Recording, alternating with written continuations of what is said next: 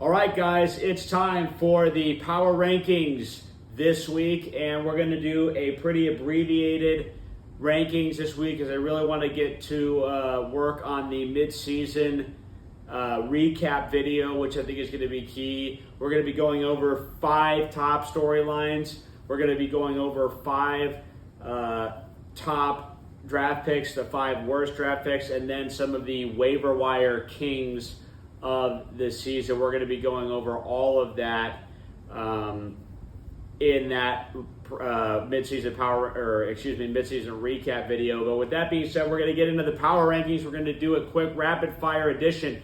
Number 14, no surprise, back-to-back JoJo, averaging just 87 points per game. Nobody else in the league is averaging below 90. JoJo's team is terrible. It's the worst in the league. I hope you're having fun in Japan because over here stateside things not going your way. All right, Wake and Baker. Brennan, number 13. Brennan, you did have a lot of points this week, but I think it was pretty fake when you consider that half your points came from Baker and Jameer. Reality is most of your players are pretty useless, and when Jahmyr Gibbs doesn't go off for 30, you're going to struggle to put up points on your team, and we know Jahmyr is a bit of a hit-and-miss player. Number 12, standing on business, Pablo. Yes, you won this week. I am making it a memorandum, a notice to these power rankings that you will not be above 12 until you make a roster transaction. I don't know if you think it's impressive that you made 0. Nobody thinks it's impressive. Complete fucking horseshit on your part.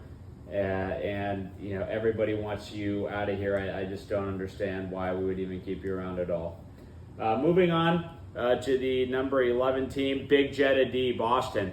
I mean, Boston, I had to dump you down in spite of your win just because you lost your top 2 receivers. Well, not your top 2 receivers, but your 2 and 3 wide receivers. You don't have any running backs either, so we're starting to ask the question, what do you have?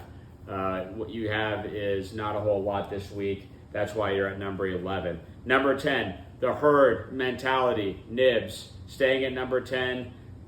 Nibs just cannot get anything going on his season, and he is now staring down the gun barrel of having Leicester end his playoff chances. So that's a tough look for him. If Leicester beats this Niblock team, and you can't say that he probably won't because Leicester has just been feeding on the weak all year. That's kind of his MO.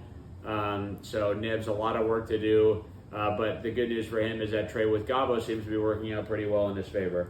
Moving on to number 9, we have Parade on Cleveland with AJ. Now, AJ is in the unfortunate position where just as soon as he gets Cooper Kupp back, Deebo Samuel goes down. But there is reason for hope. Obviously, Nick Chubb is going to be part of an offense that is not going to have the worst quarterback in over 15 years at the starting position for him. So that's got to be an upside. Overall with AJ, if he could just scrape by Gabo this week and get Deebo Samuel back after the bye, he has got a chance to sneak into that 6th spot, so we'll see what happens. Moving on, number 8, Boca Juniors FC, Gabo McGregor, number 1 in points against. What's crazy with Gabo's team, and probably the reason why he's so salty, is he's actually a top 6 scoring team in our league right now, averaging over 100 points per game on the season, and it's just not going his way at all. He is completely out of it unless he beats AJ this week. We will see if he could do it. Going to have to do it without Brandon Ayuk, but hey, he does have Juwan Jennings on his bench, and we all saw what happened when he got to be the number 1 target. All right, moving on to number 7. Ooh, speaking of a guy singing the Hard Luck Blues, Jake Smith. Sort of like the Ravens, taking the weaker opponents a little too lightly. Jake's season has been totally derailed by the fact that he's lost to Pablo and JoJo this year. That is an all-time disasters. Jake beat me, but he lost all the momentum and probably a chance at the playoffs by losing. Now he can go on a crazy run, and he is the highest ranked 2-win team. I have him at 7th, even though he's won 2 games. Jake Smith is 3rd in this league in scoring, and when you look at his roster, there's almost no holes on it, and yet for some reason he just can't seem to get over the hump. That trade didn't help him very much this week. Unfortunately, Marvin Harrison Jr. didn't do anything, and Kenneth Walker did a lot. So we'll have to continue to follow that storyline. All right, Moving on into the top 6, New Era 8. Nate Solly is getting Jonathan Taylor back soon, and he now has Lamar Jackson. Pretty bad trade by Gabo. I'd say that might be the worst one, giving up Lamar. Just really, I don't think a smart idea at all. And with the way Lamar is playing, I don't think you can really get enough for Lamar. That would have had to be like a 3 or 4 man trade, how well he's playing. Tough. That was an ill-timed trade as far as my matchup goes. But Nate Solly, you look at this team, he's got a lot of depth. T. Higgins and Drake London, he can do a lot worse. When Jonathan Taylor leading the charge, he has got a lot of good elements to his team, and I like his roster a lot. Moving into the top 5, Consolation King, Sean Bates, had to knock him down. He was 3 last week, had to bump him down. Really discouraging loss this week to AJ. And when you look at him, his points for, he's actually averaging under 100 points per game of the year. And I think there might be a little trouble in paradise. I don't know. Alvin Kamara has not been doing well. Very tough matchup against the Charger run defense that has been good all year. He's got to take care of JoJo this week. That, theoretically shouldn't be too much of a issue. But JoJo's been kind of a giant killer. He hit Jake right upside the head. Maybe he could do the same to Bates. Who knows? Moving on to number 4, we have got You Tried Your Best Son, Lester, yet another new team name. Unstable minds, unstable team name. That's kind of the theme of the day for Lester's team. Now, Lester, I knew he was going to go off this week because I doubted him in the power rankings last week. Now that I'm ranking him higher, he's probably going to choke against Nibs. That's typically kind of the pattern he follows. Doesn't have a good record against Nibs throughout his career, so we'll see if he can get over the hump. If he doesn't beat Nibs, it's not a huge deal. The 5-2 teams looking like they have a pretty insurmountable lead over some of these teams, especially with myself and Lester also being pretty far up in the scoring rankings. We've got to be feeling pretty nicey up there. At number 3, Baskin Dobbins, Cam. I know that he just lost DK, but I've liked this roster all year, and we're finally starting to see Cam put some weeks together.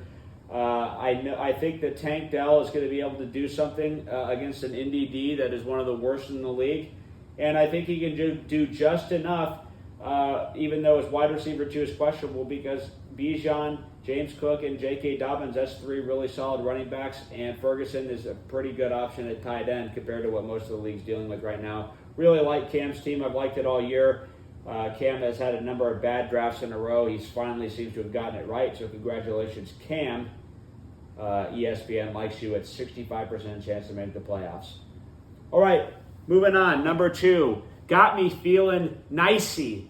You know what's not got me feeling nicey is all these injuries that have happened to decimate everybody's team. That's going to be one of the top storylines in our midseason recap video, but got me feeling nicey. I'm still liking my team. I got to beat Boston this week. Please, somebody don't trade him 9 starters for CMC this week against me. I already suffered at the hands of one ill-favored trade. Don't let me do it again. I am just praying that I can get through a matchup with all my players still healthy. That has been 4 weeks since that happened. I think the last time that it happened was actually week 3, because he had the Rashee Rice, and then every week since then has been injuries. So, or maybe that was week 5, whatever the case may be. Rashee Rice has injured, and then I've lost somebody every single week since then. Need to stop doing that. Speaking of a guy who has had a grand total of 1 missed game out of all of this season, he's had 1 missed game due to injury. And I'm not counting T. Higgins because you drafted him knowing that he was injured. George Kittle missed 1 game early in the season. That is the only game that Chris has, the number 1 team, as his Hustlers, has missed to injury the entire season. Aaron Jones, yeah, he got a mid-matchup injury. That was unfortunate, but this guy has been skating by, not having to deal with any of the injury concerns that everyone else has been struggling to battle against. Has one of these days, Aaron Jones, there's no way he can stay healthy the whole year. There's no way. I'm putting a curse on his name. You need a handicap, otherwise you're going to run away with this thing. Unbelievable that he has drafted a team that has just been injury-proof the entire season. It's incredible. Has number 1, he's healthy. You have to give him credit. He had a great draft, though, in all seriousness. The players that he did draft, yes, they've been healthy, but they've also been really, really, really effective. He almost completely cut my point scored lead down. He is now only 23 points behind in the scoring race. He was 66 behind last week. That's how bad of a week I had this week. All right, guys, that's going to wrap up the shortened version of the power rankings. Next week, we'll return to our traditional format, but this week I wanted to keep it quick and rapid fire just so we can get through this. Stay tuned because we're also going to have that bonus content, of course, where we go over those things I just mentioned in the intro. Hope you guys enjoyed the video. Keep in tune for next week's power rankings and also watch the bonus content video. We've got a lot of good stuff coming up on that one. See ya.